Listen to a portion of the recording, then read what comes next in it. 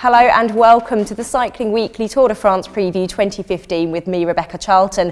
Now, if last year's edition is anything to go by, this year could be equally as unpredictable, but I'm going to have a go with today's studio guests. So I'm delighted to welcome in today, with a combined 12 years covering the Tour de France between them, it's Nick Ball, Dr. Hutch and Richard Abraham. Now, Hutch, you know a thing or two about riding a time trial. Talk us through the Grand Depart this year. Well, it's the Grand Depart time trial. It's long enough that it's not a prologue. It's actually a short time trial now. It's 14 kilometres in Utrecht. It is dead flat and it's moderately technical.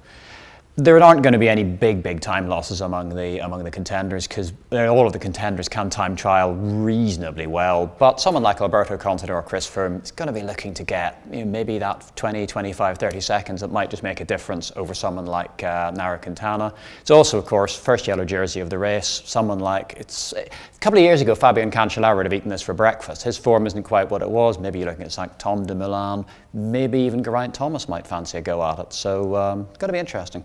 And how does it compare to previous years?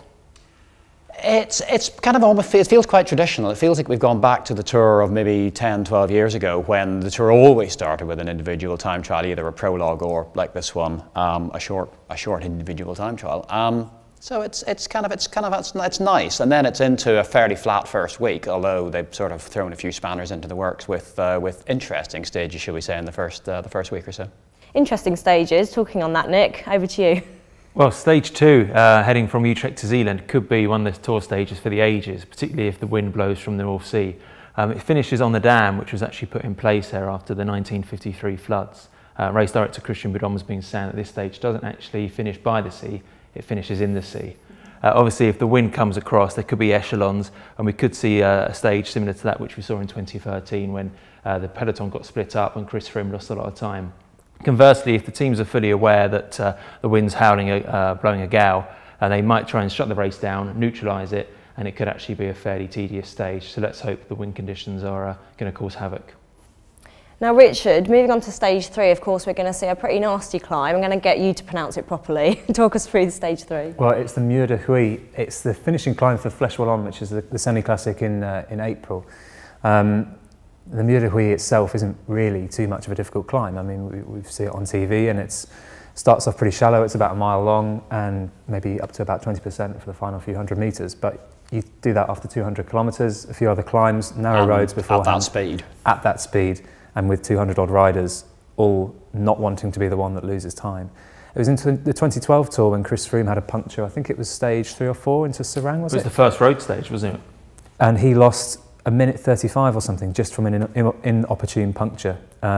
Something like that could so easily happen again, and before you know it, you could have the best legs in the world, but a bit of bad luck at the wrong time, and you're suddenly a minute and a half down.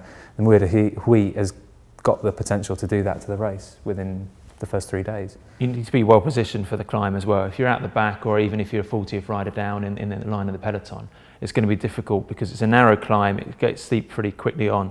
You're not going to be able to move up that easily, and as a result of that, that's where someone might lose 10-15 seconds. And there's also their time bonuses in the first week. Indeed, yeah. For those sort of this traditional kind of sprinter's first week, except this stage is clearly not really a sprinter stage, but all the sprinters are going to want to be up there because they're going to be very keen to get any bonuses they possibly can, because they obviously have the opportunity in the next couple of days after this to get the jersey. Well, that's right, and if somebody like Quintana's on the back foot after the time trial, somebody's lost out a couple of minutes on that second stage in the wind, they're going to need every opportunity they can get. It's probably worth saying as well that, to give you an idea of what the climb is like, Mur means wall in French. So, I mean, that says it all really. We don't need to say any more than that. So. Well, thank you very much for the insight, guys, and join us next time as we discuss the cobbles.